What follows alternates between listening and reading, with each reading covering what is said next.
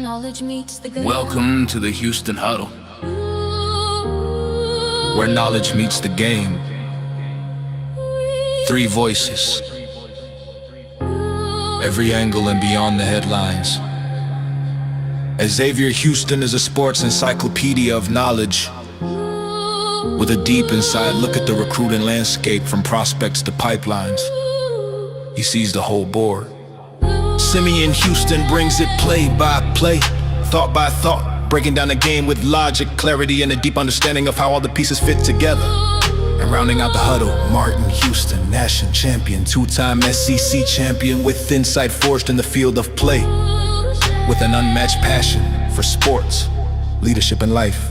Together, they take you from the locker room to the field, to inside the huddle. Three voices, beyond the headline. This is the Houston. Now it's time to lock in. It's time for the huddle. The Houston Huddle.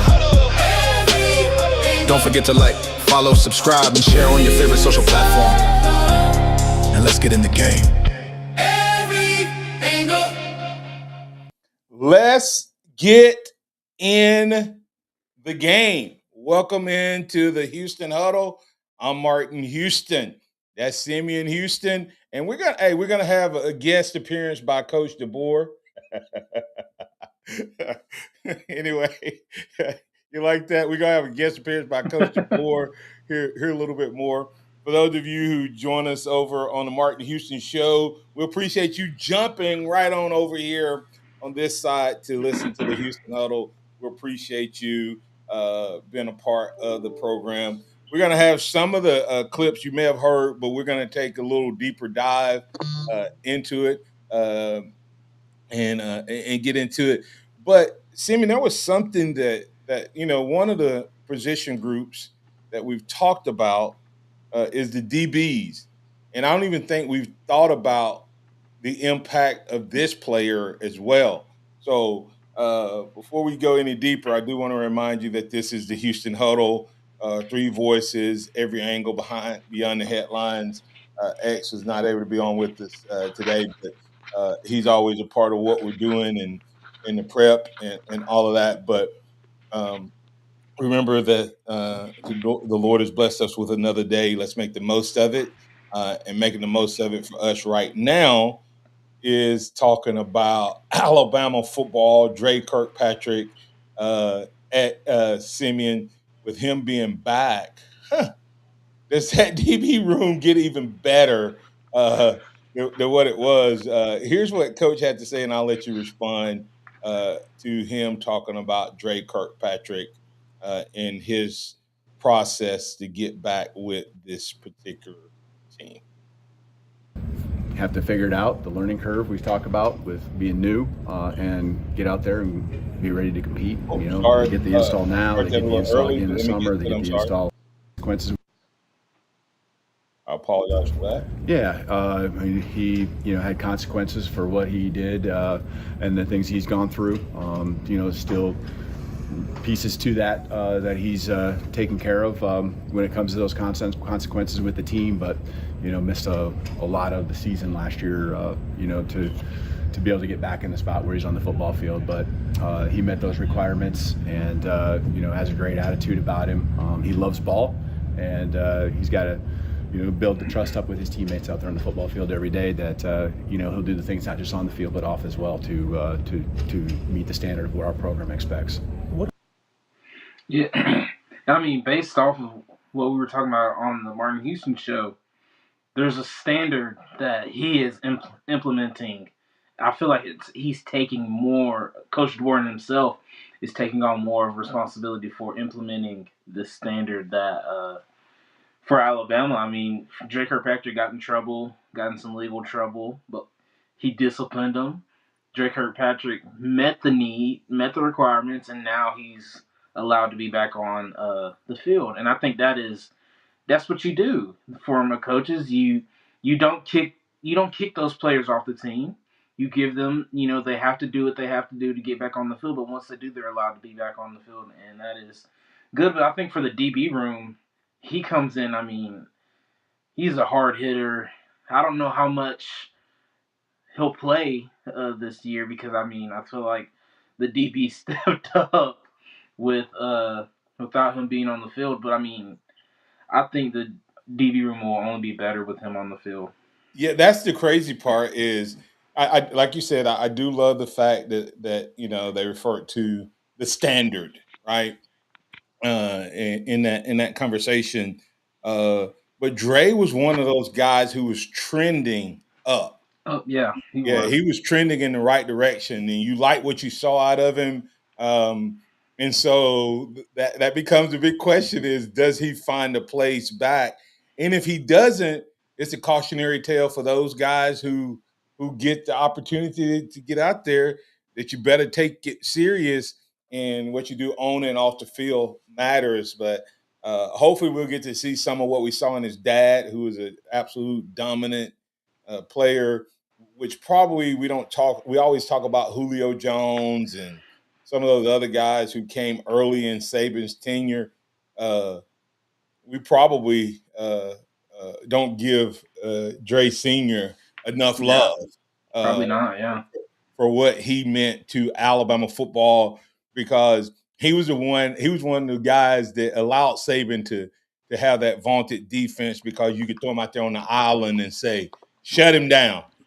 Shut him down. yeah, Now, Junior is not that type of player. Junior stick his nose up in there, not the biggest guy, but a physical guy, uh, and was able to step in and take the role.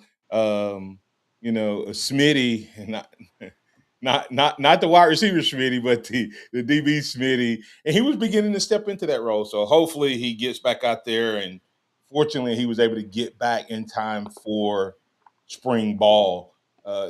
But when you talk about culture, Simeon, what does the word culture mean to you? Like you've mentioned the word standards, you mentioned the word culture.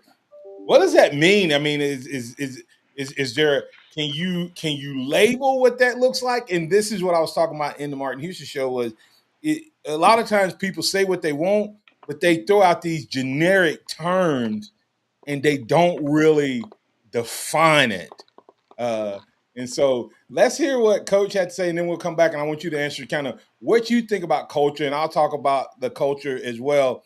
But this is what Coach said that he's looking for from this year's players. You're always trying to build and reestablish your culture with every new team, and it doesn't matter how many guys are new. The year starts over, and so we're trying to reestablish and build on the culture that we have in place, but reestablish what this team's going to be about.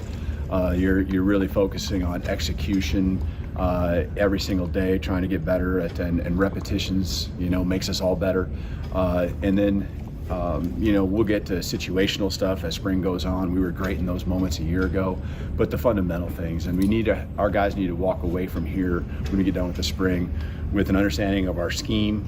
As again, with so many new guys, that's got to be there, but also how their techniques that we're teaching apply to the opportunities and moments that they're in. And so just walking away where they can do things in the summer when they have the player run practices, continue to get better.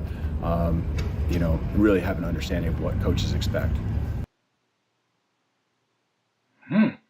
player run practice. That's a great way to see if the culture you've built or you tried to build with your players um, has paid off. And I think that's one of the good things. But culture, my definition of culture is just a shared set of beliefs or values that you want to maintain throughout the entire organization or program or whatever. And I think with DeBoer, he's trying to.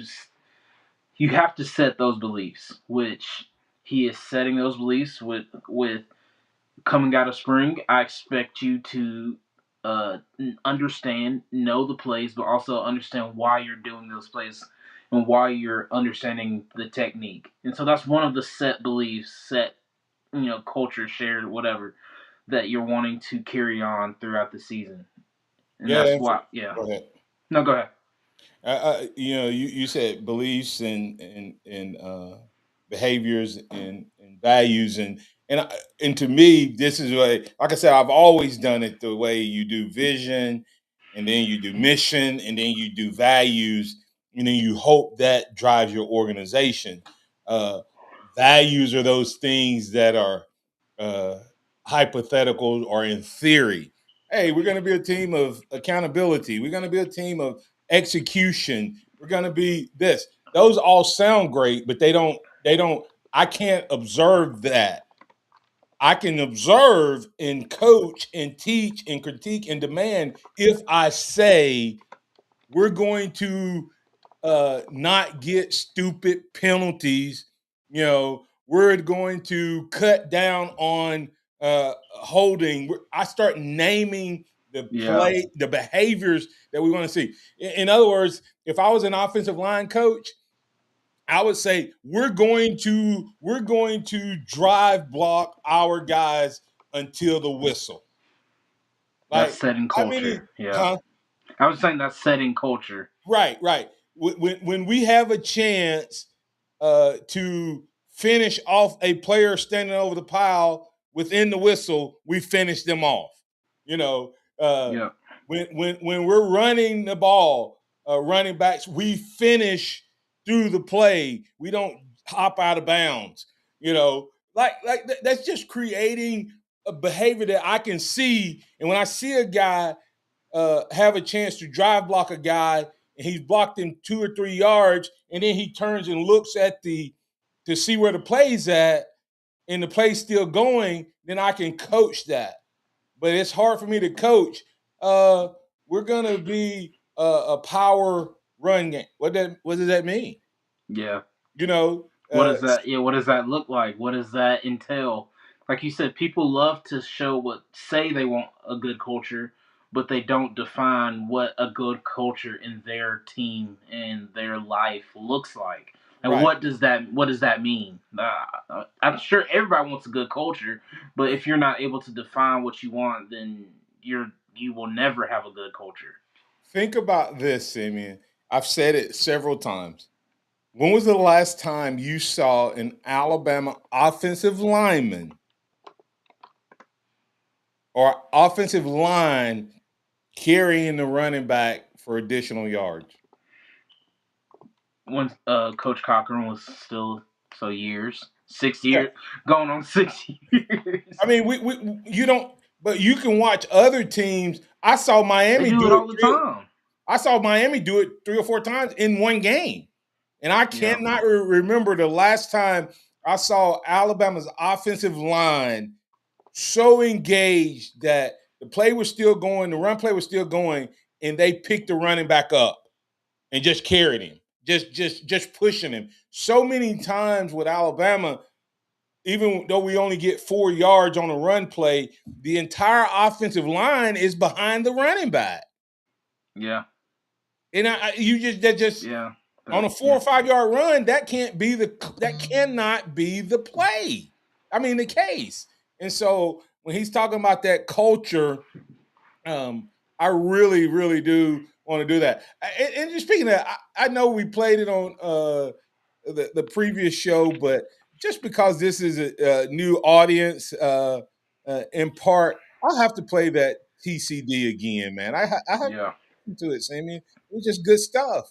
It really doesn't change. I feel like our culture a year ago, there was a window, and we were able to retain everyone. We coached our guys hard. I mean, that's what you have to be, and the guys will weed themselves out if it's something that they just don't want to be a part of, and that's meant to be if that's the case. And so we want the guys that want to be here, want to be coached up. So I'm gonna stop right there, Silvia, because let's break that down. He said we retain everybody we wanted to. Huh? Did he say that? yeah.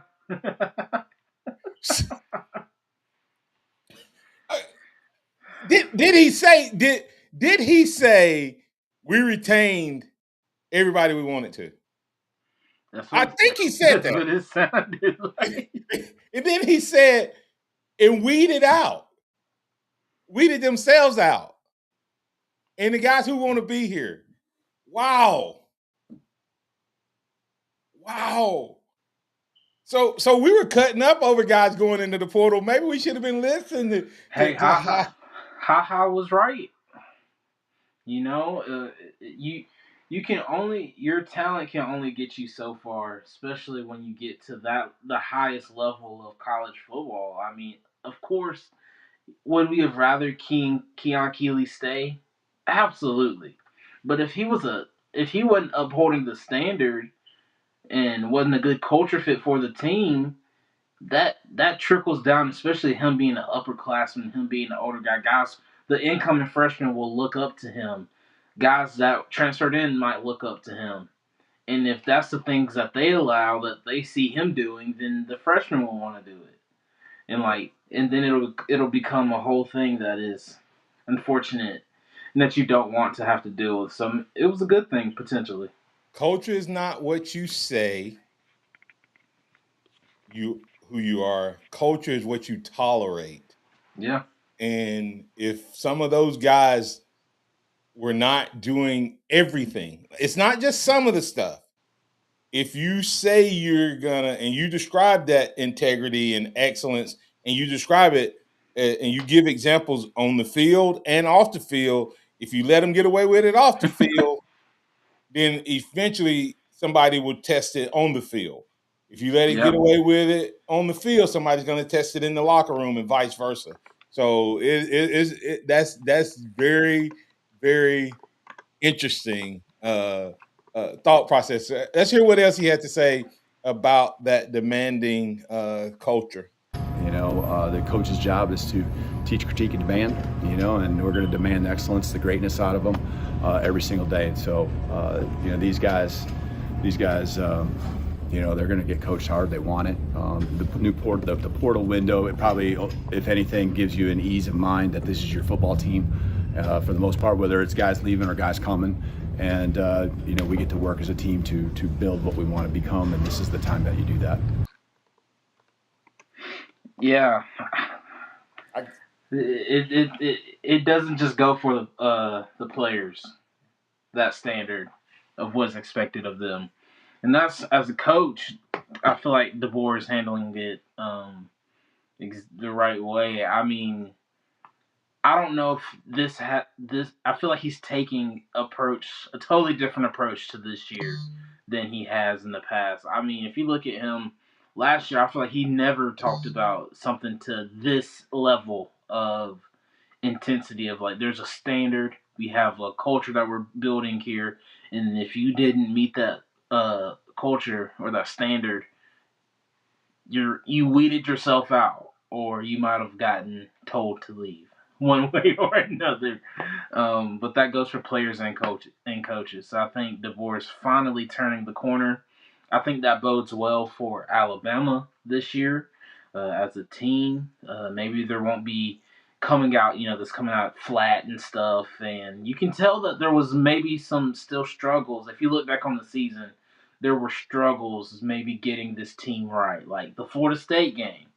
Maybe there were some of the leaders on the team, or going into that game, the leaders on the team weren't locked in. locked in, and it showed, I think. Yeah. Uh, Yeah, Blind and Squirrel so, Sport yeah. brings up a good point. I don't know if you saw this. I saw the clip he was referring to.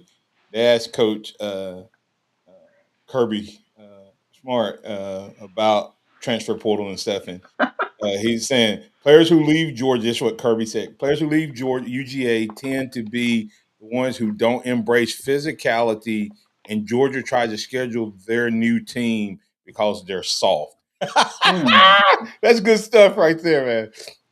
And we never would have heard DeBoer say stuff like that. But I think in his own way, and he It's may getting not ever there. said that direct. In his own way, he called out and said the guys who did not buy in and still hadn't bought in after 2 years to our culture, they left. We weeded them out. Not just by accident, but we weeded them out because we wanted to what? We demanded, we talked, Excellent. we Yeah. critiqued, we demanded, and we did it. He said every day. So awesome, awesome, awesome. I mean, that's what you want to hear from a coach, especially going into a year. I think he's gonna go out doing exactly what he feels like he needs to do.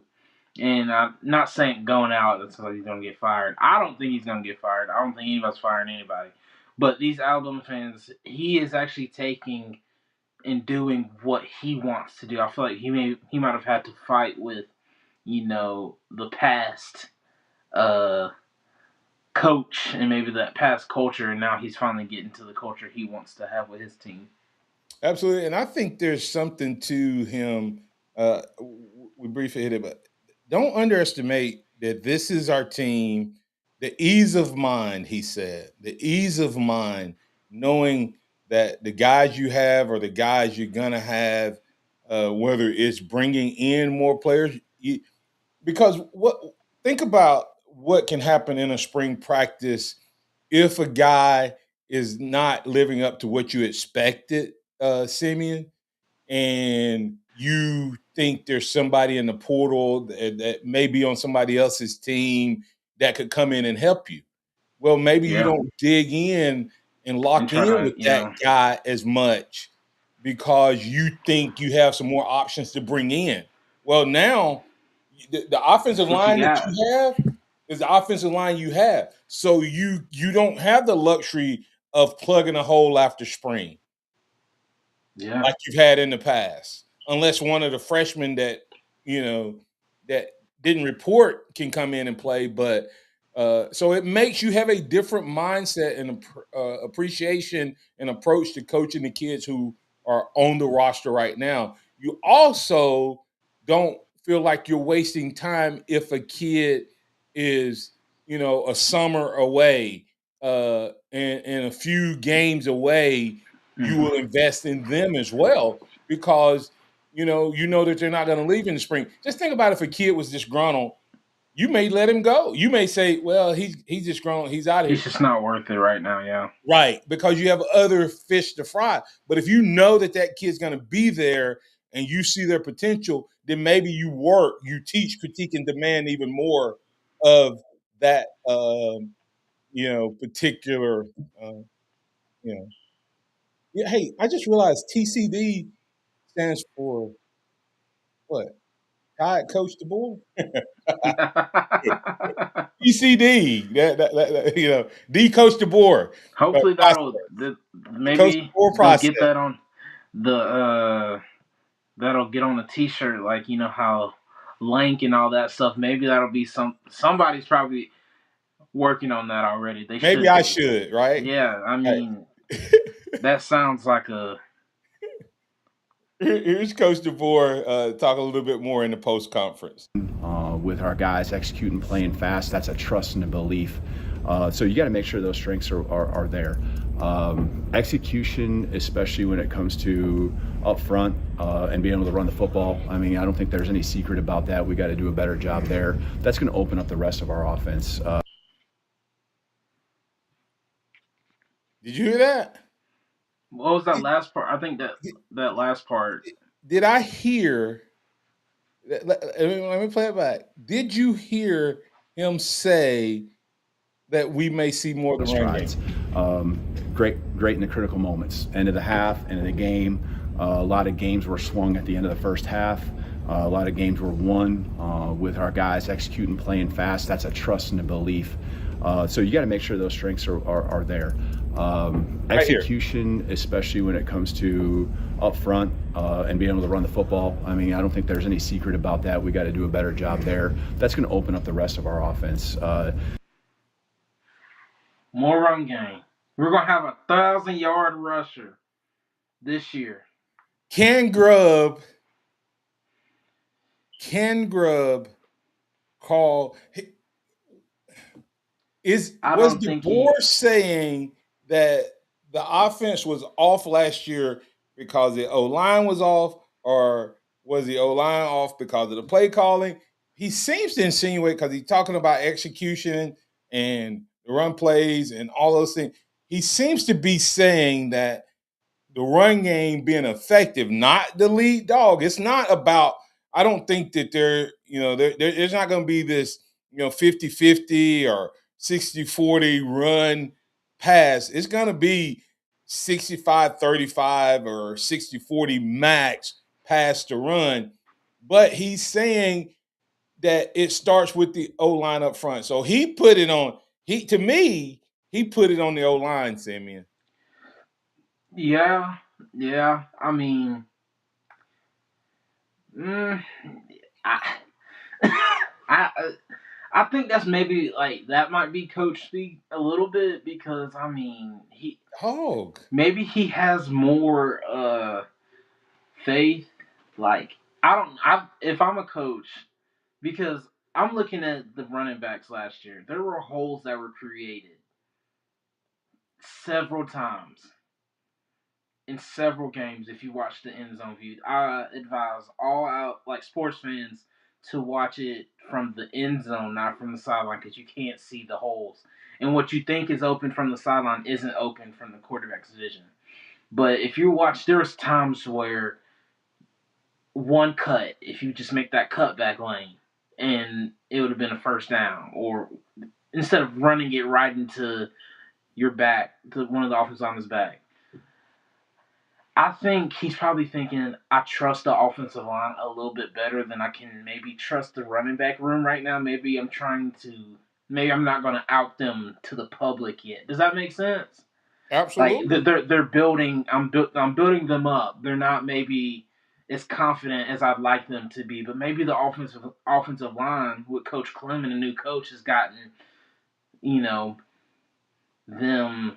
I guess acclimated faster. Maybe they're more aggressive. Maybe they're coming out firing on all cylinders, and it's something to motivate the offensive line to work even more because he doesn't say that coaches like him. They don't say anything by mistake at all. Yeah, and when you look at it, I think in some ways, as you say, he has some collateral or uh, money in the bank with this new offensive line to challenge them, to motivate them to correct the problem, and while at the same time maybe not dogging the O line, I mean the running back room, and saying, "Hey guys, it wasn't you, it was them, but all of them are gone. All our problem children are gone on You the talking O about from line." the? I mean, yeah. Yeah, like I mean, you can say that, and the only person you would have a problem with would be Michael Carroll. And You nobody can't, right, had a problem with Michael Carroll last year at all. right. So he's able to dog kind of the O line. Yeah, Maybe that's it. Maybe it's. that's he, I think it's a combination of everything. I think there has to be a commitment to run the ball, Simeon. I think without a doubt, it has to be a yeah, flat out commitment to run the ball. And to me, that's what I heard him say there. yeah. That they're I, going to be committed to run the ball. it it feels that way, and I think I don't know if you've seen some of the pictures that were posted. They've posted running backs for 2 days in a row. They posted Kevin Riley, and I didn't recognize Kevin Riley. And they posted Daniel Hill yesterday. You might need to go pull up that picture of Daniel Hill. He doesn't look anything like he did last year. Look sleek. Yeah, I was like, man, he might have lost more than 8 pounds, or maybe he just recomped. Maybe because I was like, because he didn't. He looked big last year, but I mean, he looks more cut this year and lean. So That's awesome. I think this year he is these team. I mean, this maybe Coach DeBoer told the running backs, "Hey, we're going to need y'all more this year because you got a true freshman that's coming in that." Not trying to be funny, already looks like what y'all trying to show body into. So, yeah, you don't want to have the freshman being the most impressive build, and I think both of those guys worked hard in the off season. Absolutely, and it's going to be interesting to watch. I have to get your closing thoughts, closing clip. Have to get your thoughts on the QB room. That they've had a number of reps, from the last year under their belt. Playing with confidence, calling the play in the huddle with confidence. Both of them, light years of where they were at a year ago, obviously, and they should be. Love, the talent level as far as that's concerned is not a question. It's just a matter of them building the rapport with their skill around them. Making the throws when they're there, feeling the timing and trust. And just feeling comfortable in the pocket, and that just comes with time, feeling comfortable with your offensive line doing the job up front. So, like what they've done through 2 practices, creating some good explosives on their end, good feel, working the mobility when they have to, and that's part of football too. It forces scramble drills and things like that. When that does come up, that helps our defense as well. So I think they're really putting a lot of pressure on our defense. Our defense doing the same to them.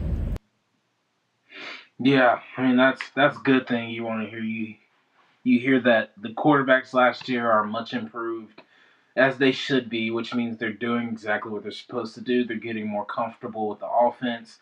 They haven't had a ton of playing reps in their career, so of course it's gonna take a little bit of time for them to one get more get more control of the offensive line and such. But also there is an entirely new offensive line, so they're having to build that camaraderie with not only the offensive line but the receivers and the running backs and all that stuff. So it's just taking time, but nothing sounds out of the ordinary. I mean, he didn't lean either way. He just said the quarterback. So I don't think we'll hear anything about who's the starting quarterback until maybe a week or two before the first game.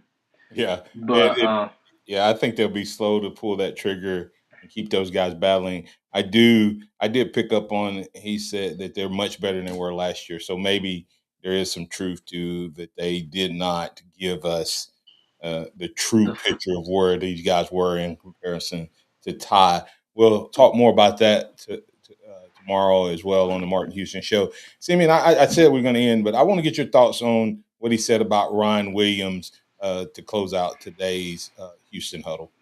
Well, Ryan, you maybe can find someone, but just off the top of my head, he's probably played as many snaps as anyone on our offense, and that's again the turnover that speaks to that. But he's taken that on. He's taken on a leadership role, and in order to lead and be vocal like he has, and it's in him, and he just brings an energy and enthusiasm that you guys all see. It's nonstop, but in order to do that, you have to do the work, and he's always done the work. And I really feel like he's seeing an opportunity. He continues to raise the work, raise the level that, and be efficient in it, because he's always worked. But I think where he's focusing that attention, it's really intentional, and so it's great to see his leadership capabilities. Last year, I really felt like he took a great step, and now it's on another level. And so our team needs that. Our offense needs that. That is absolutely great to hear about Ryan Williams, especially with this last year, the 365 days he's had. I guess we need to start calling Ryan Coleman Williams. So I need to get that in right, Coleman Williams. But that is good. I mean, he is Coach DeBoer's. I would say, like he's in that baby class. Like this is his first class, that coming in at Alabama, and how he's seen him grow for 3 years, and to go from the high of the Georgia game to the sophomore slump or whatever they want to say for this past year. And so for him to still compliment Ryan on how much he's grown is only a good thing for Alabama this year. Yeah, Ryan Coleman Williams wearing that number 1 jersey, making a statement that he's wide receiver number 1 and acting like it. And coach said he thinks he has the most snaps. I don't even think it's close. Who has the most snaps on our offense? Nobody else on our offense played 2 years ago. Yeah, nobody was on the team 2 years ago. Yeah, and so he's clearly the leader in the doghouse when it comes to reps. But I love the fact that he said he's always put in the work. And because he's always put in the work, he can now be the verbal leader. And to me, to consider the fact that this kid had the unbelievable freshman year, the sophomore slump, but you never saw a change in his attitude and his work ethic, tells me that this guy's poised for a big breakout season. We're going to break that down more here on the Houston Huddle as we move throughout the spring. We'll also address this tomorrow on the Martin Houston Show. at 6 a.m. We appreciate you so much for being a part of the Houston Huddle. Hey, like, follow, share. Go tell your friends and family about it. Tell them where they can get great content here as well as on the Martin Houston Show.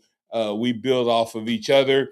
Here at the Houston Huddle, it's three voices, every angle beyond the headlines. Simeon, any closing thoughts? Just super excited to see this Alabama team. Coach DeBoer seems to has turned the corner and gotten his culture, his guys, his team. So I'm super excited to see what 2026 holds for Alabama.